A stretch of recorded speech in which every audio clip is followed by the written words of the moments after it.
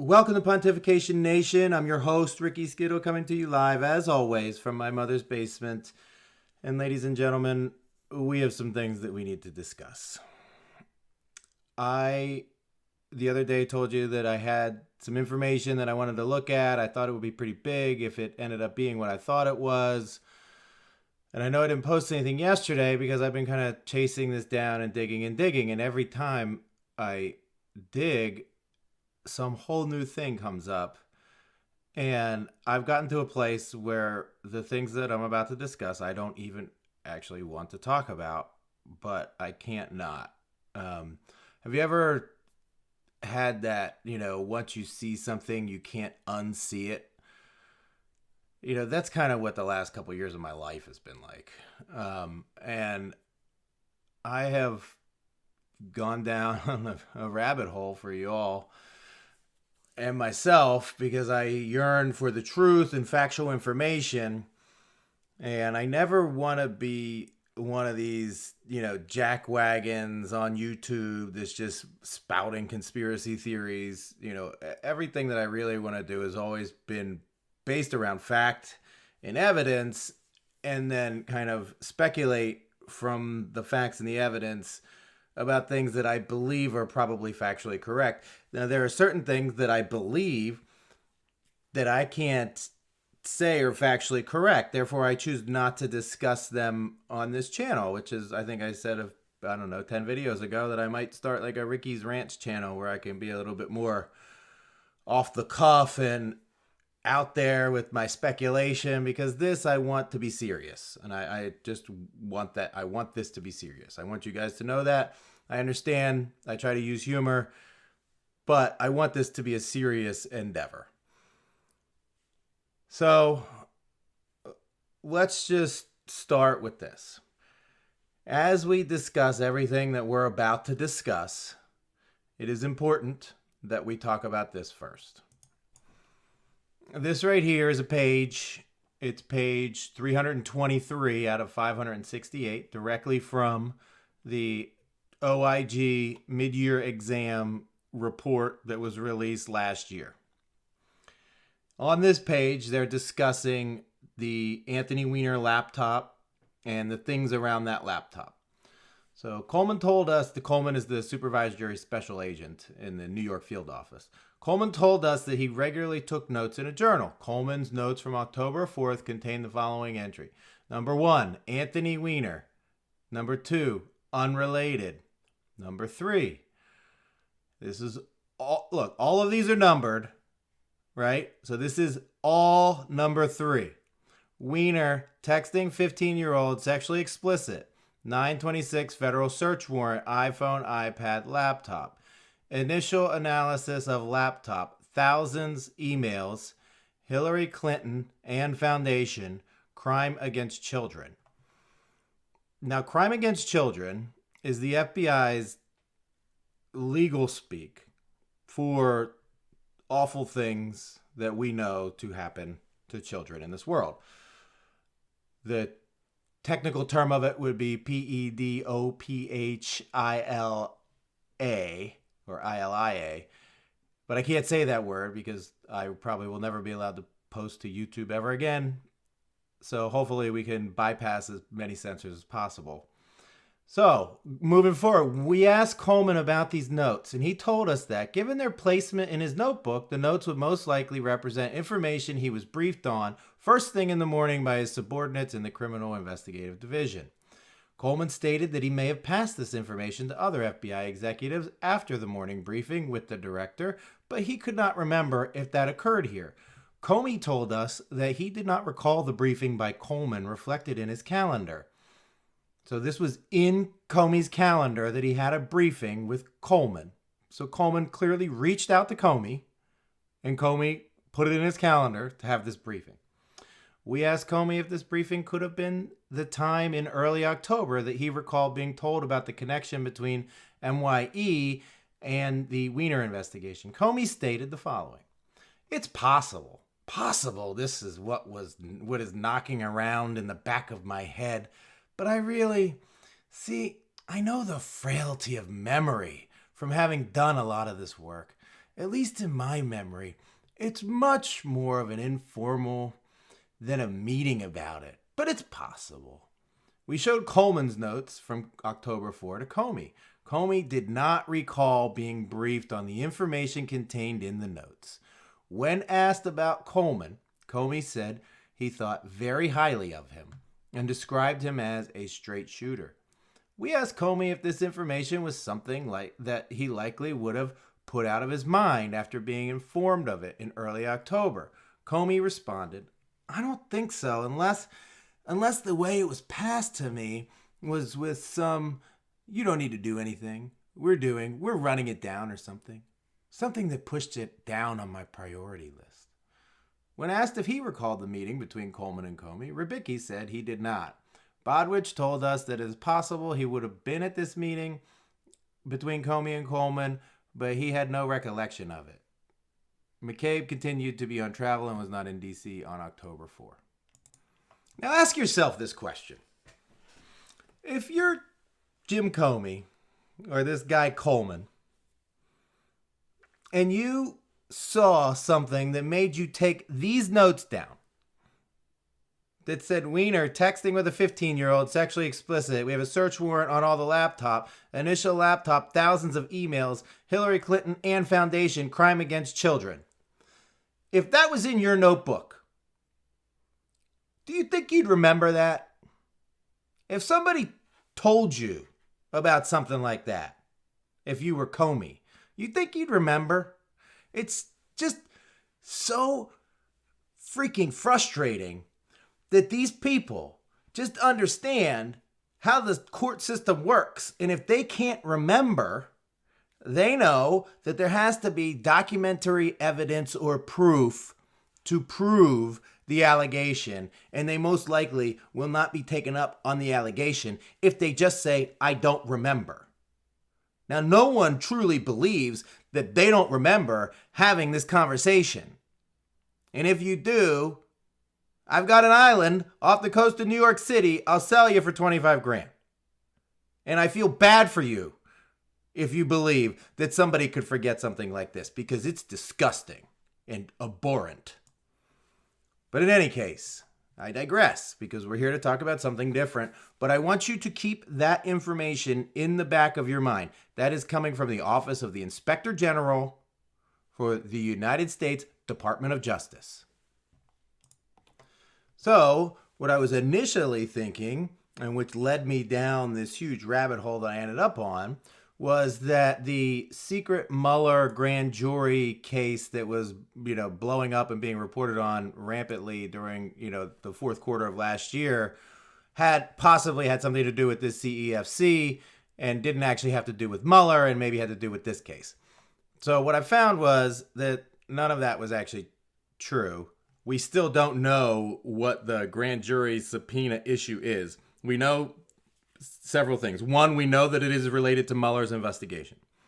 Two, we know that it is a foreign company that is owned by a foreign country, that the subpoena is related to criminal behavior, and they want the company to appear before a grand jury to answer questions related to the criminal behavior. That's the extent of what we know about this. These people, Ho, and all these other folks that we're about to talk about are in jail, where they should be.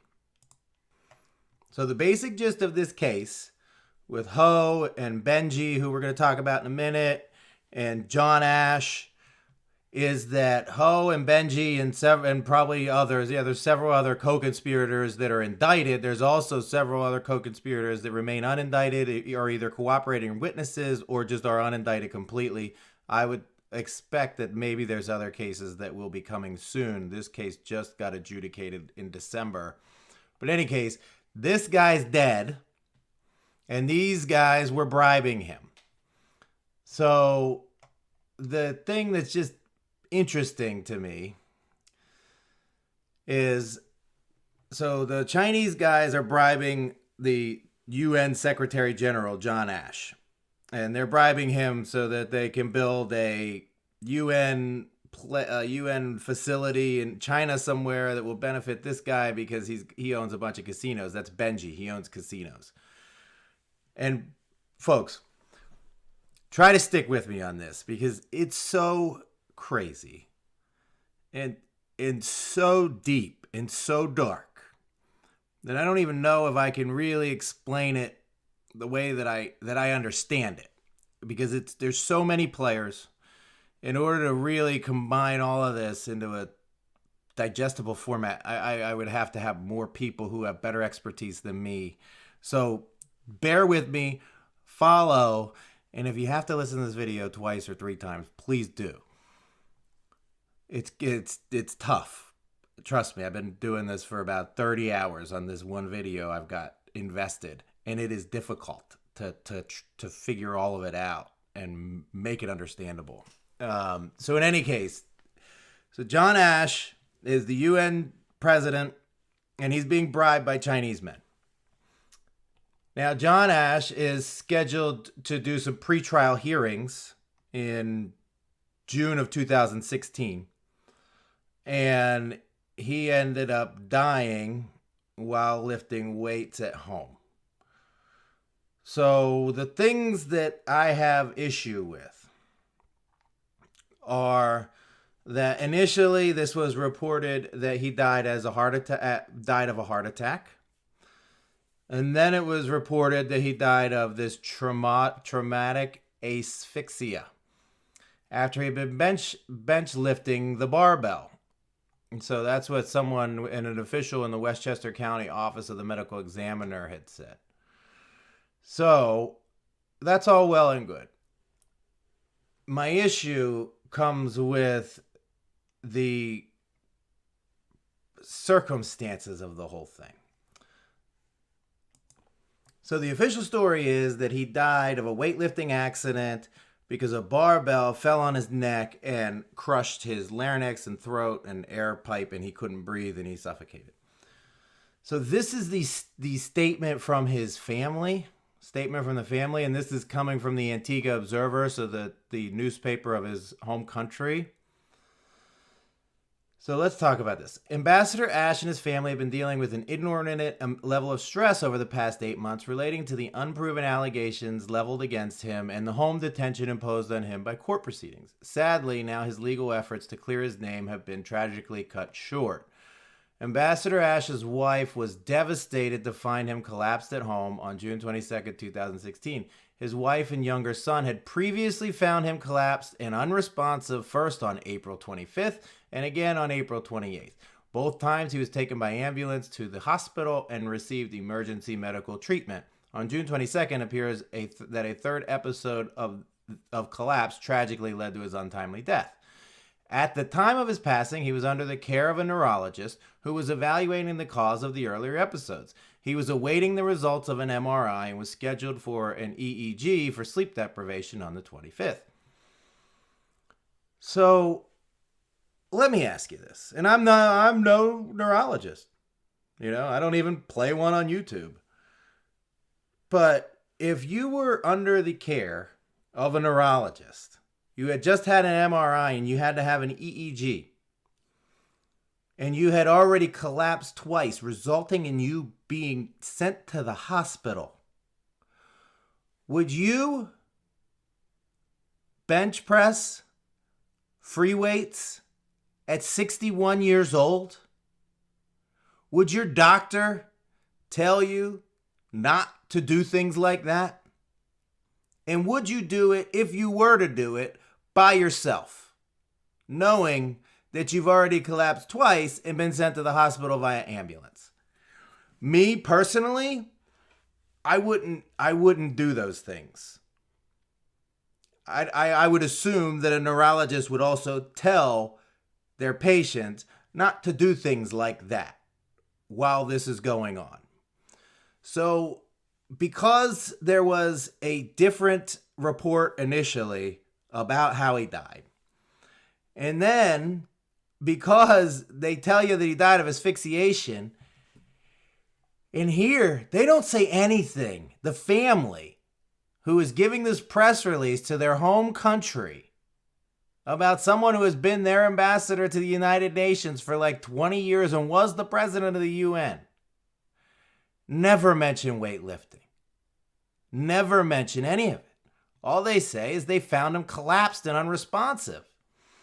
Now, collapsed and unresponsive sounds different than traumatic asphyxiation. To me. Maybe it does to you too. I don't know. I'll let you be the judge of that. But this, to me, doesn't make sense. So Benji, as I call him, it's this NG Lap Sang. I like to call him Benji because NG. I don't know how to say that in English. So I call him Benji. But in any case, Benji he wasn't convicted in the 90s because he used other people to funnel this money into the DNC and Clinton. But he has visited the Clinton White House. I think it was 10 times between 94 and 96. And he basically, came with a bunch of money or he wired a bunch of money in the 90s to intermediaries who then gave that money to the Clinton-Gore re-election campaign and the DNC, and they bought access, I guess you would say. It seems like it's very, very like the Clintons to have people paying them for access to them and where they're at. I believe that's relatively well documented at this point. Whether or not it's convicted or adjudicated, I think it's well documented that the Clintons like to accept money for access and favors.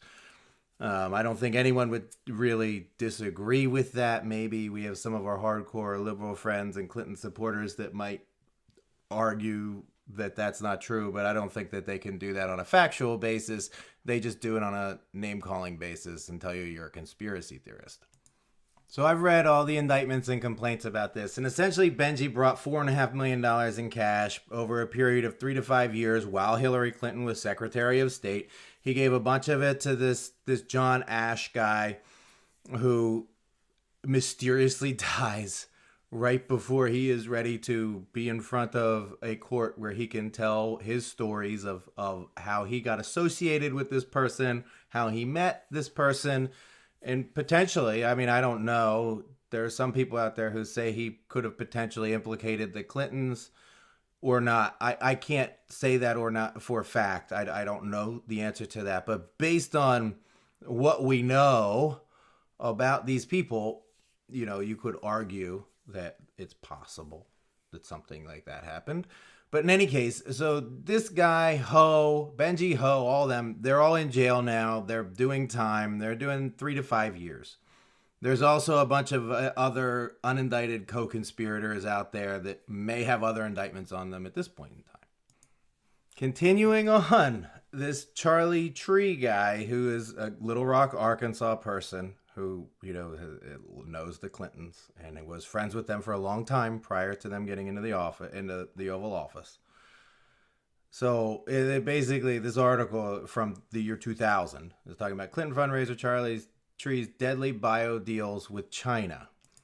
From this article, Insight has obtained copies of secret depositions given by Tree to the FBI's campaign finance task force that until recently was thought to have begun shutting down operations after skirmishes with the Reno Justice Department concerning the scope and direction of the long-running investigation.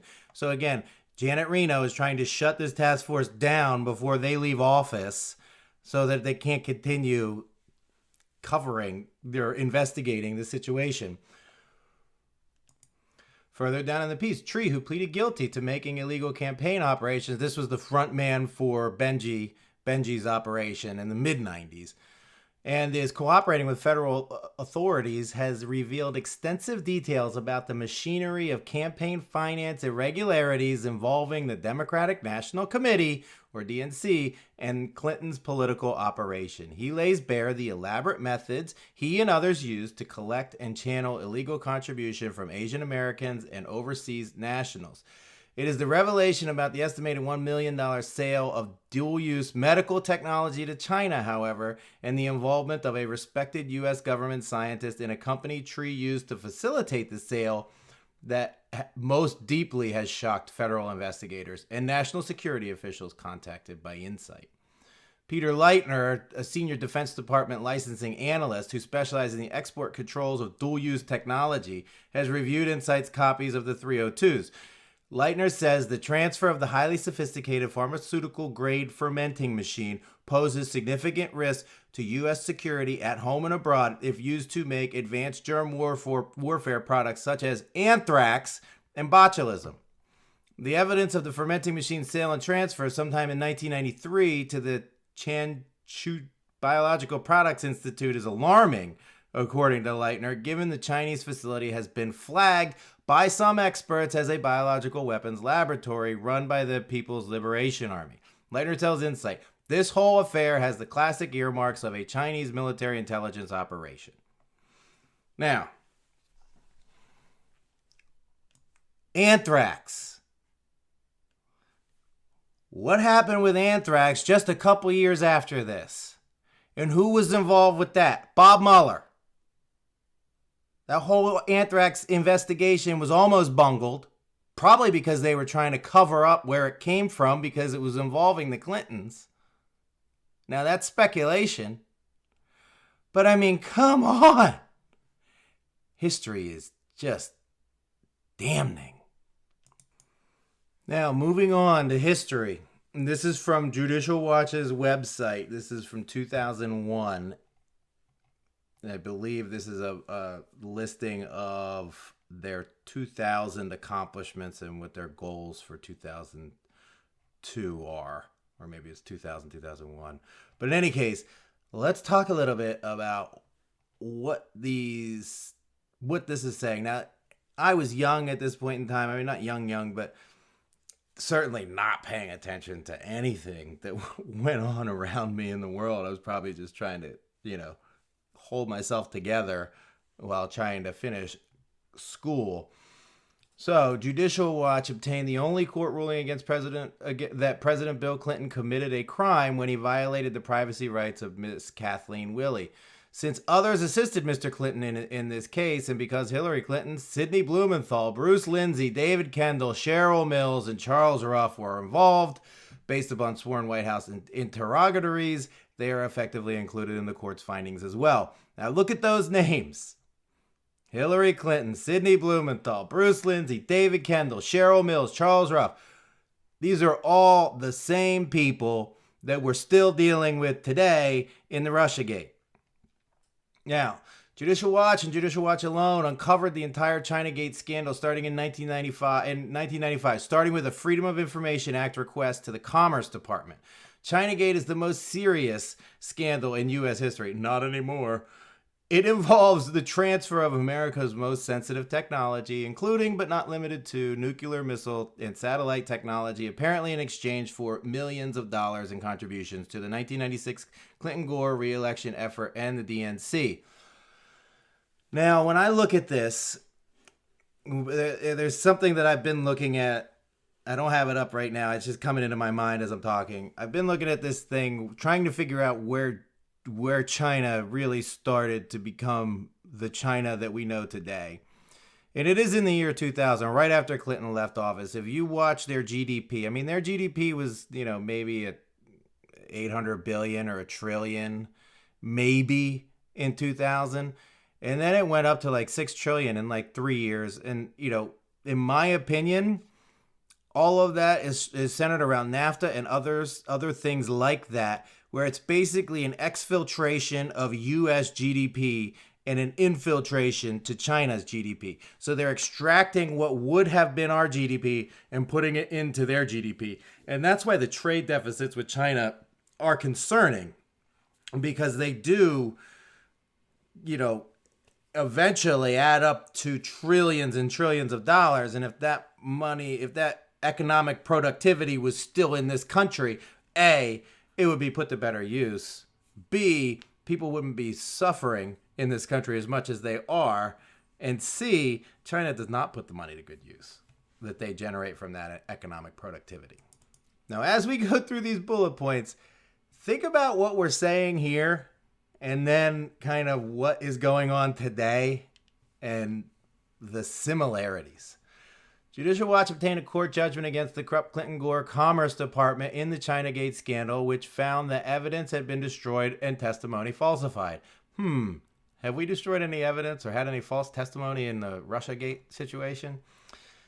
The Honorable Royce Lamberth, U.S. District Court for D.C., ruled that the Commerce Department still has not complied adequately with Judicial Watch's lawful subpoenas and has applied a magistrate judge to oversee Commerce's production of documents, including phone records, emails, memos, and other evidence concerning key defendants and witnesses. As a result, the Chinagate case is now likely to turn criminal on obstruction of justice charges.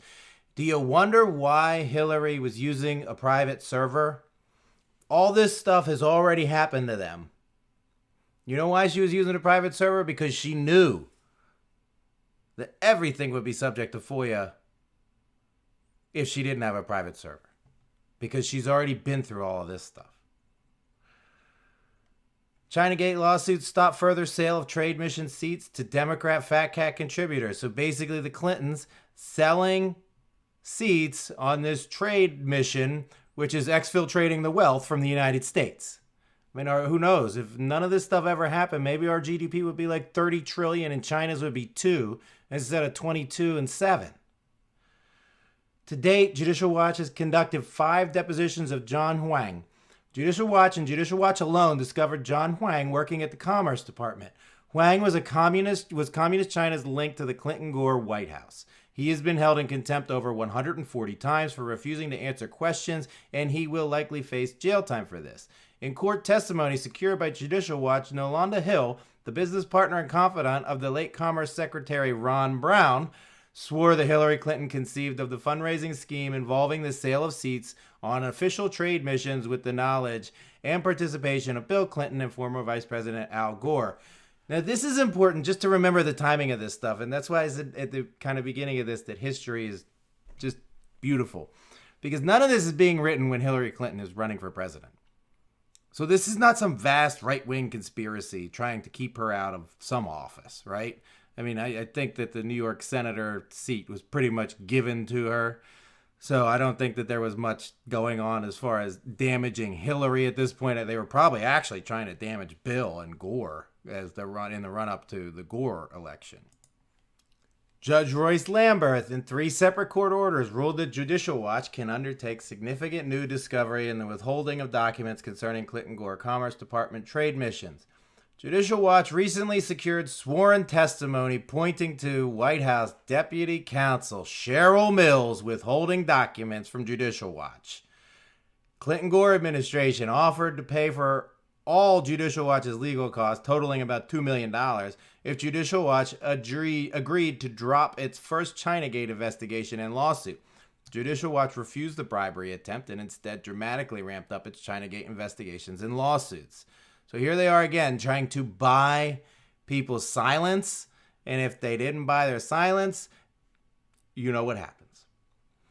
Judicial Watch commenced through a judicial ethics complaint, the largest investigation of judicial corruption in the nation's capital, when it was discovered that Democrat Chief Judge Norma Holloway Johnson was bypassing the random case assignment process and assigning Chinagate cases under the table to Clinton judicial appointees, and these appointees were holding secret meetings.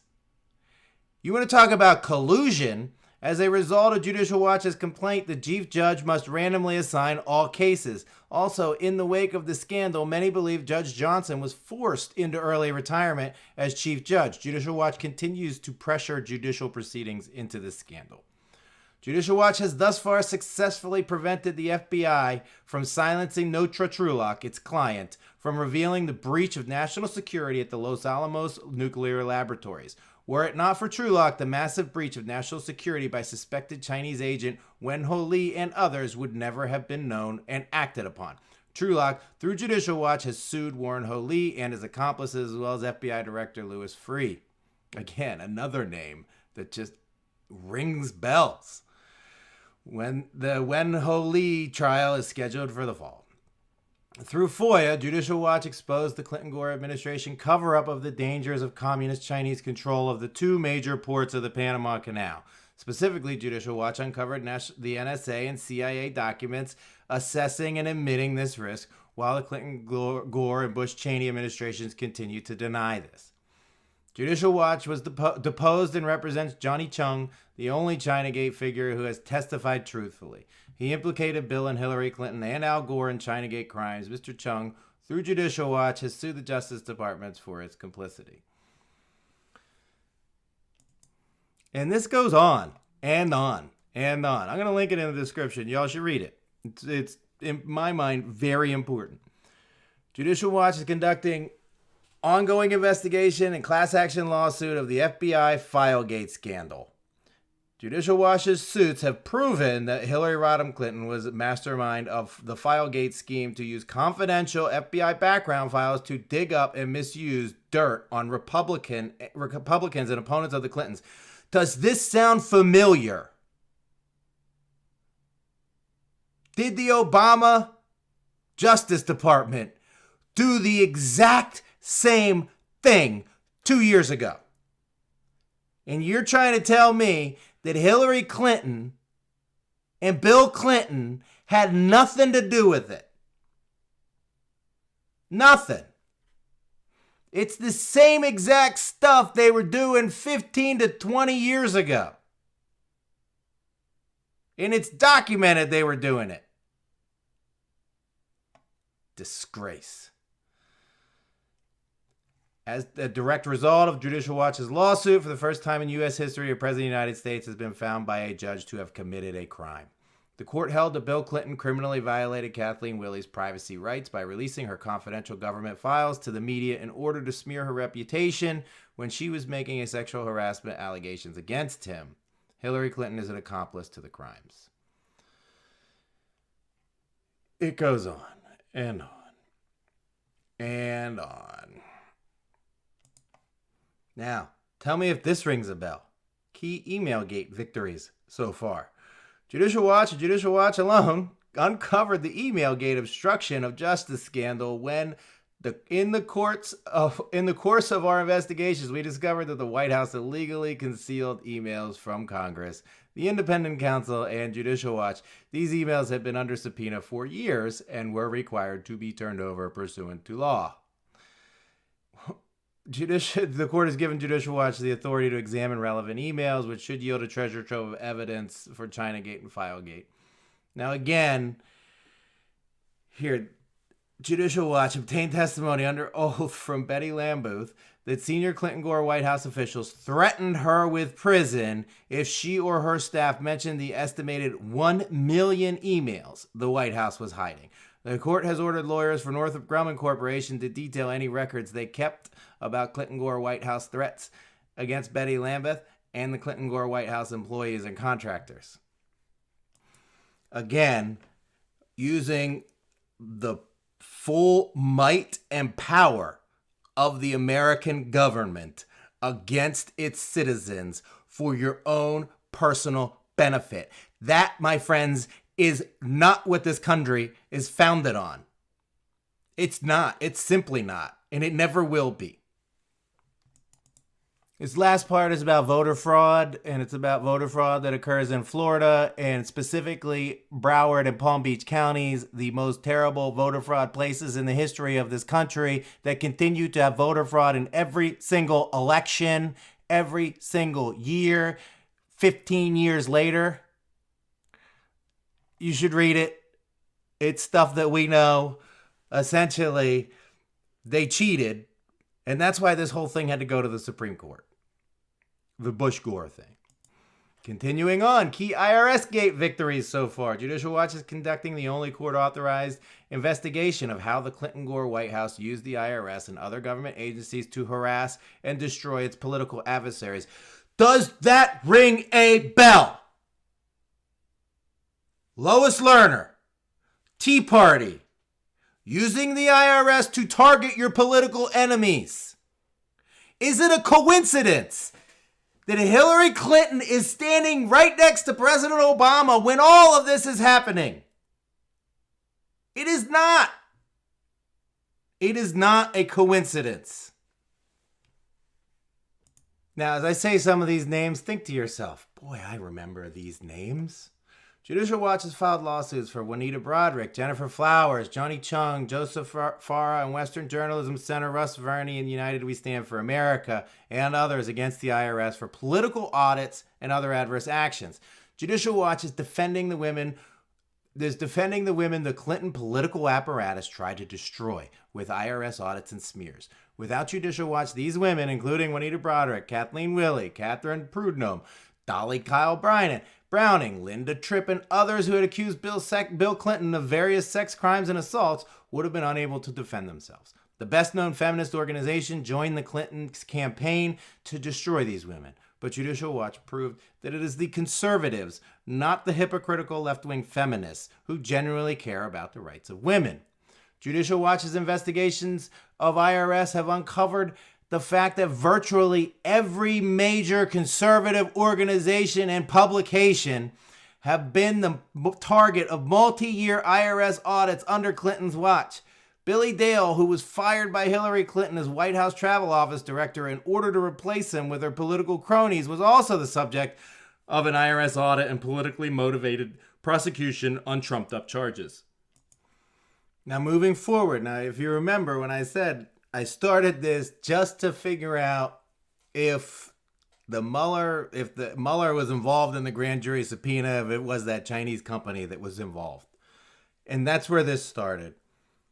Now, this is actually a story about the John Ash situation, but we're talking about the Panama Papers. So if you remember the Panama Papers, there was a big scandal about all these people who have all these offshore accounts where they hide all this money. Hillary Clinton recently blasted the hidden financial dealings exposed in the Panama Papers, the corruption. Oh, how could they? But she and her husband have multiple connections with people who have used the besieged law firm Mossack Fonseca to establish offshore entities.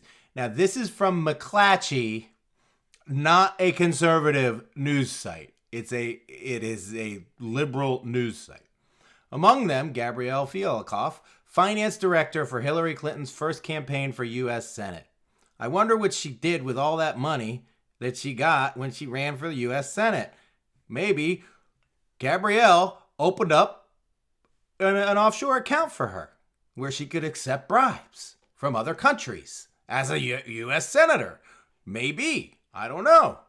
That would be speculation on my part. Frank Giustra, and when I saw this name, I said, I know that name from somewhere. I couldn't remember where I knew it from, but then I saw a Canadian mining magnate, and I was like, oh, I think this has to do with Uranium One, who has traveled the globe with Bill Clinton, a member of the Chagoury family, which pledged $1 billion in projects to the Clinton Global Initiative.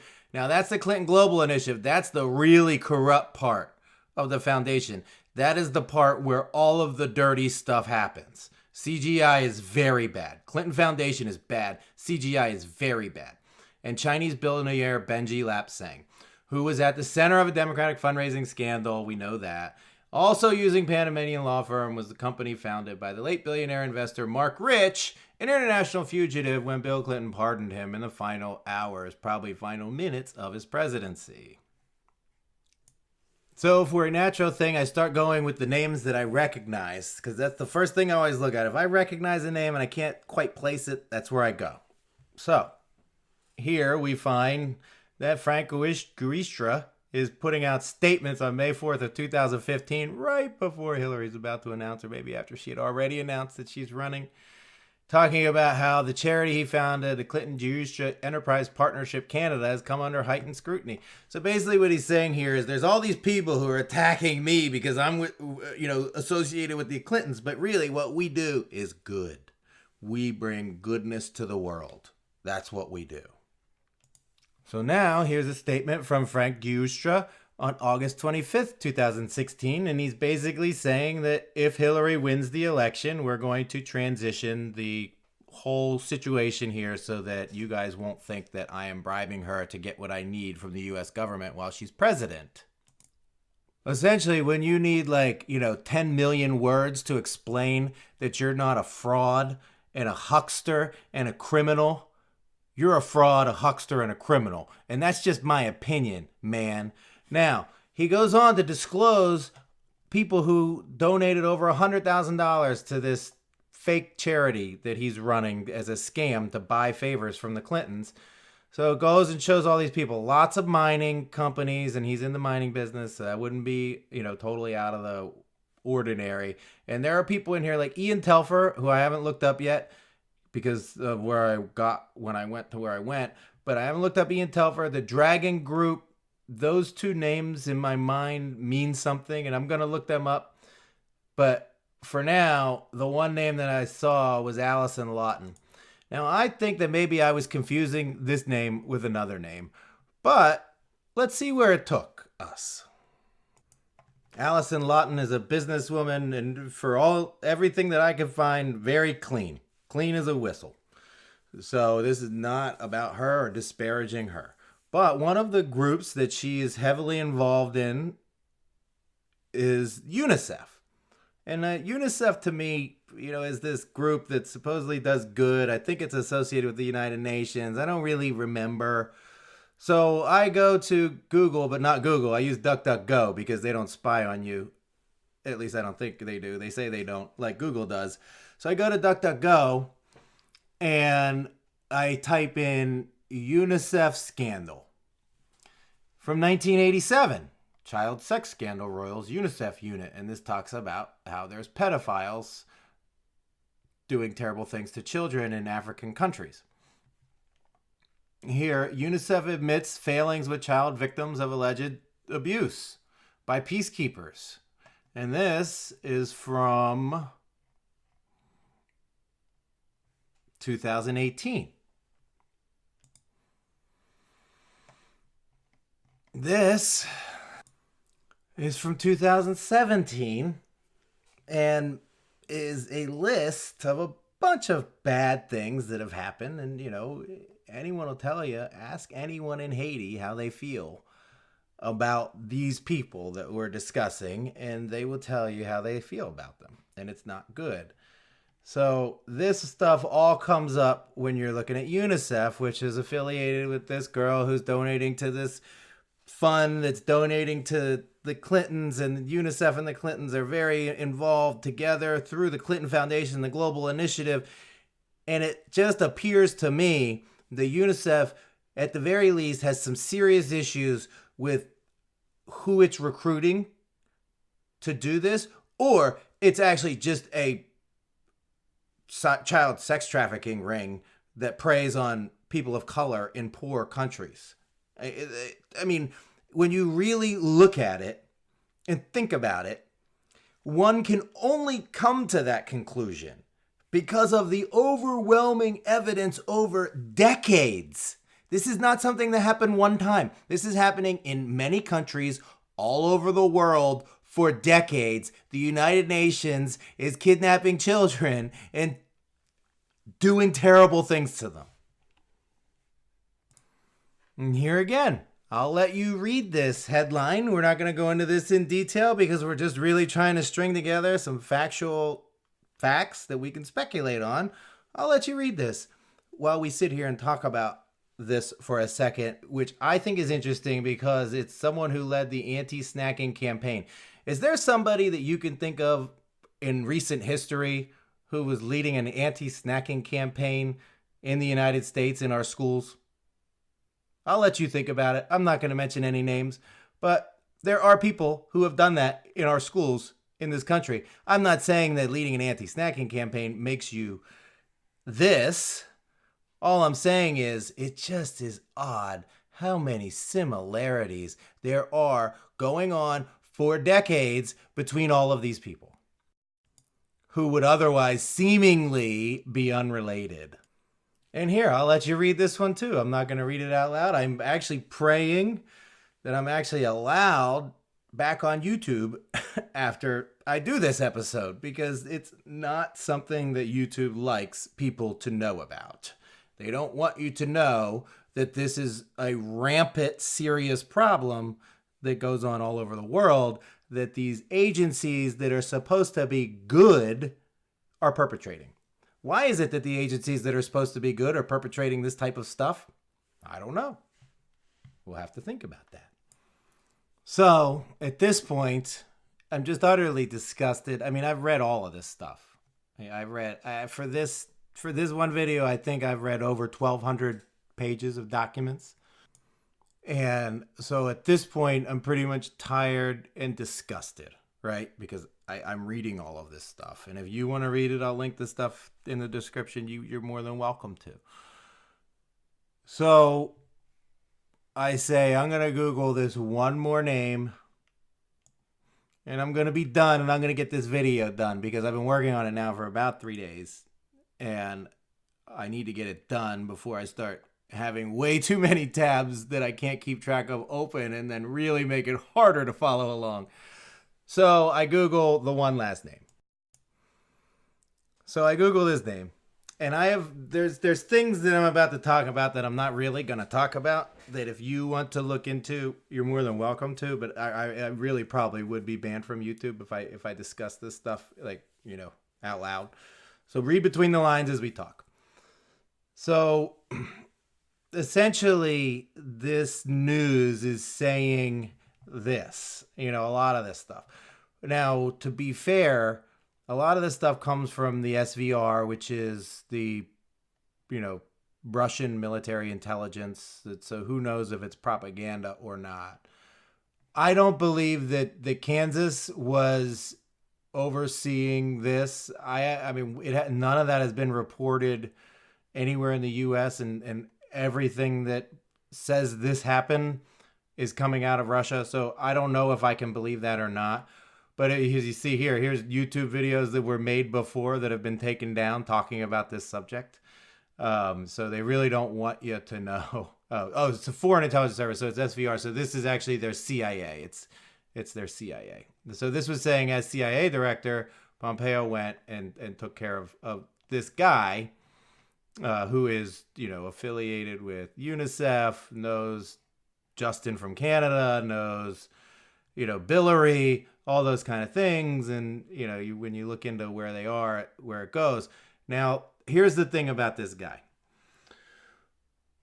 What they say about him is that there's a story of a video that exists on the dark web. And if you're not familiar with what the dark web is, basically the internet is like an iceberg, essentially. Where we hang out and play is like the tip of the iceberg. It's a very, it's like 2% of the internet is what you see. 98% of the internet is stuff that you don't see. And getting to a place where something like this would be is actually very dangerous for your life. It's dangerous for a lot of things because you have to really protect yourself from hackers and other enemy actors, because the dark web is where intelligence, military intelligence, criminals, everybody else who isn't normal people like us operate. So this SVR report basically says that this guy right here, posted this video to the dark web as an insurance policy to try to protect him. The video involves Hillary Clinton, allegedly involves Hillary Clinton and Huma Abedin doing things that are very, very bad.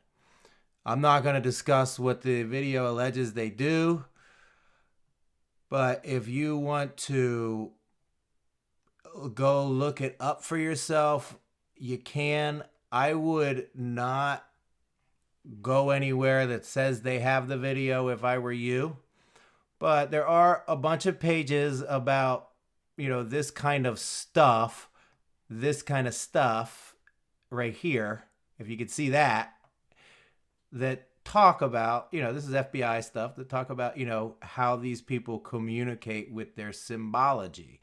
And you'd notice that there's even some people in Congress who have this type of symbology that is, from the FBI. So who knows? There's also a book that somebody wrote that says this. And this person definitely wrote that book. And this is from NBC News, the Today Show, and some other things. And I want you to listen to what they have to say about some previous things that happened at the State Department.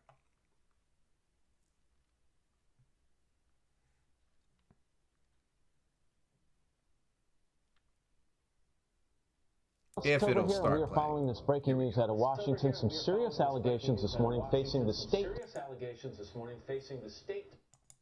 It is kind of funny to see Matt Lauer on TV. Sorry about that. I had my computer spitting the volume out somewhere I didn't want it to. In any case, here is the Today Show.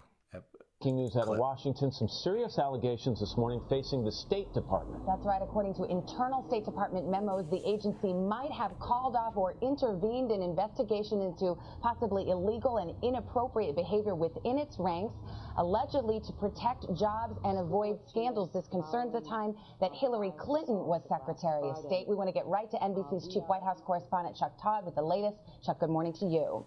Good morning, Savannah. You know, there's an old saying in Washington that the cover-up is worse than the crime.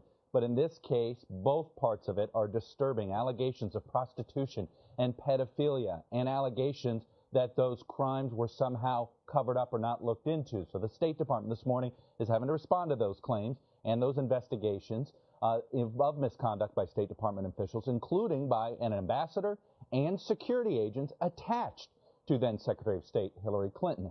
And the allegations are that these investigations were whitewashed, quashed altogether, and that those orders came from high up. NBC News has obtained documents related to ongoing investigations into some disturbing allegations involving State Department personnel and at least one ambassador. A State Department memo says the ambassador, quote, routinely ditched his protective security detail in order to solicit sexual favors from both prostitutes and minor children. The memo also says a top State Department official directed department investigators to, quote, cease the investigation into the ambassador's conduct. It's just one of what another document describes as, quote, several examples of undue influence from top state officials. On Monday, a State Department spokesperson will not confirm specific investigations. I'm not going to talk about specific cases, but I can say broadly that the notion that we would not vigorously pursue criminal misconduct in any case is preposterous. A former investigator for the department's inspector general has complained to Congress and the media that the investigations have not been thorough because of the pressure from those high-level officials. We take every allegation of misconduct seriously, and we look into it. It was less than 6 months ago that another major internal investigation painted Hillary Clinton's State Department in a negative light. That scathing report on the failed diplomatic security procedures in the aftermath of the Benghazi attack. What difference at this point does it make? It is our job to figure out what happened. As we noted, the whistleblower in this case, a member of the Inspector General investigative team at the State Department, she's gone to Congress demanding an investigation, and it's our understanding Congressman Ed Royce, the leading Republican in House Foreign Relations, says he does plan on having an investigation, and no doubt hearings are probably going to come soon as well, Savannah. But Chuck, where are we on this? Is at this point just allegations from one whistleblower? Have they been substantiated in any way? Well, here's what it is. The whistleblower says that this report, that the internal investigation having to do with how diplomatic security even investigated these allegations, that's where this scathing report came from. It's how the investigators somehow dropped the investigations, including into this ambassador and onto some other deal, including on folks that were part of security detail. So the allegations themselves haven't been fully substantiated by us, but this Inspector General whistleblower believes that the evidence was clear, but the problem was the investigation wasn't done in time to find out for sure if this misconduct was happening. More to come on this for sure. Chuck Todd, thank you very much. Now, was there more to come on that? I don't remember hearing about that. And I actually do pay attention and have been paying attention for probably about 9 years now. I'd say probably 2010. After the Obamacare debacle, where it looked just totally disgusting, like they pushed the whole thing through after getting shellacked in the elections, I kind of woke up and said, oh my goodness, I have a person close with me in life who's been telling me a lot of this stuff over a long periods of time. And I always told him he was a conspiracy theorist. And that none of that could possibly be true because the United States government is such a good government and we're such a good country and we're good people. And it just doesn't seem to be factually accurate when you look at the documentary evidence. if you will. Now, as I stated before, I don't know if this part of this is actually true. I've been hearing about this video for a long time. I have purposefully not sought it out because I do not want to know about these types of things, even though I do believe it's very possible that they go on. I don't want to see it, and I really don't want to know about it. I want to unsee it. So, but here it kind of talks about, the situation of what would be on a video that was posted to the dark web if it existed by this person who was trying to save himself because he knew he was getting arrested. There's also down here, which shows you more information about what could be on videos and information that could be out there. Again, this is coming from the SVR, Russian propaganda. The Russians were trying to help Hillary or Trump get elected. So, you take this as you will with whatever type of grain of salt you want to use. I personally believe that probably there are things I don't know about exactly like this, but I believe, think about it this way. For thousands and thousands of years, humans sacrificed children and other humans to gods. And then all of a sudden, we're to believe that every human on planet Earth that had done this for thousands and thousands of years was either killed through gentrification and European colonization or converted to some other religion where they didn't believe in ritual human sacrifice and PEDO stuff. Personally, I would believe that if I were a family like this and had lots of power and wealth, and I noticed that the tide was turning on people doing this type of stuff, like the pharaohs, anything like that, I would probably keep it secret and probably continue to follow my beliefs. And if you believe that there is God and if you believe that there is Satan, then this, my friends, is Satan. And if you believe Satan exists, then it's not that difficult to believe that stuff like this could exist on our planet. I don't know. Like I said, I have never seen anything like this stuff. But I have heard lots and lots about this stuff from many different places, and it just never seems to go away. And, oh, by the way, there are tons of actual factual evidence that this type of stuff actually happens in this world. And it all brings us back to this. Why in the heck would this guy write this in his notes regarding this? All under the same number. 1, 2, 3. It's not like 1, 2, 3, 4, 5, 6, 7. All of this stuff was related in his notes from that day. And just coincidentally, every single human being that could have or would have been spoken to about this has no recollection of it. Now, let me ask you, if you saw evidence of what we were just looking at, would you forget that? I certainly couldn't forget it. I couldn't unsee stuff like that. And I don't think any human in their right mind would forget hearing about something like that. Because no matter what is going on and how crazy your life is, seeing something like that has got to leave a mark. It's one of the reasons why I've chosen not to seek out that video or try to find it. I would prefer never to have to see something like that because you can't hurt the littles. You just can't. Thank you so much for listening. If you haven't yet, please come to the landing page, hit the big red subscribe button, and click the bell for notifications next to it so that you get notified anytime we post new content. And I'll be back soon. There's still more AOC to talk about, and that's much more fun than talking about terrible, awful things like this. But terrible, awful things like this are a real part of our world, and until we start actually thinking about it, realizing it, and acknowledging that it is a problem and that it does happen, we aren't going to solve the problem, especially if we don't start realizing that it is people who should not be in power that have this problem. I mean, that's really where it is. It's in the halls of power where this problem lives and works and grows and festers. For Pontification Nation, this is Ricky Skittle, and I am out.